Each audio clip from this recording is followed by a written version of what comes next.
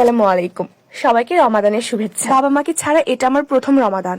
নিজ হাতে সবকিছু গুছিয়ে নিতে হচ্ছে। বাজার করা থেকে শুরু করে নিজের একটা সংসার হয়েছে, সবকিছু সুন্দরভাবে গুছিয়ে রাখতে হচ্ছে। এখন অব্দি আমার এই ছোট্ট জীবনে আমার বাবা মাকে ছাড়া কোনো রমাদান আসেনি। ওনাদেরকে একদিক দিয়ে যেমন খুব বেশি মিস করছি, ঠিক অন্য দিক দিয়ে অন্যরকম একটা শান্তি উপভোগ করছি। কেমন যেন সবকিছু নতুন লাগছে, নিজের ভিতরে অন্যরকম একটা আমেজ কাজ করছে। কাল থেকে রোজা শুরু হচ্ছে, তাই সবকিছু আজকে গুছিয়ে নিলাম। বাঙালিরা কোনো সুযোগ আসলে হাতছাড়া করে না। এই যে রোজা চলে এসেছে, এখন আমাদের সবার লেবু লাগবে, সাথে খেজুর তো ম্যান্ডেটরি, তার সাথে বেগুনি, আর বেগুনির জন্য বেগুন।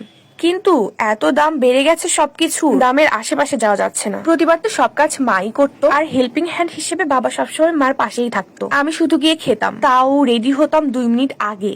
এখন কেন জানি সবকিছু অনেক বেশি মনে পড়ছে। সবকিছু গুছিয়ে সুন্দরভাবে জানি না কতটুকু মেনটেন করতে পারবো, তবে আমি আমার যথাসম্ভব চেষ্টা করব। আর এই যে বাজারগুলো করে নিয়ে এসেছিলাম, সেগুলো এখন আমি সুন্দরভাবে বক্সিং করছি। সবার জন্য অনেক অনেক অনেক দোয়া থাকলো, আর সবাই আমার জন্য দোয়া করবেন। শুকনো যে বাজারগুলো ছিল সেগুলো মোটামুটি আমার সবকিছুর বক্সে তোলা কমপ্লিট।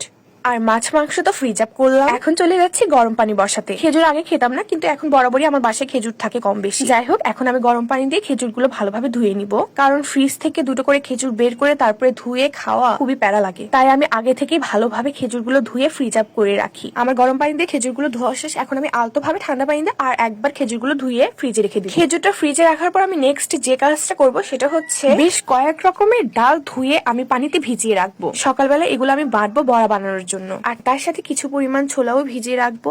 যদি কাল বেঁচে থাকি, ইনশাআল্লাহ ছোলা সিদ্ধ করতে হবে। সবাইকে আবারও অনেক অনেক শুভেচ্ছা রমাদানের। শুভ রমাদান।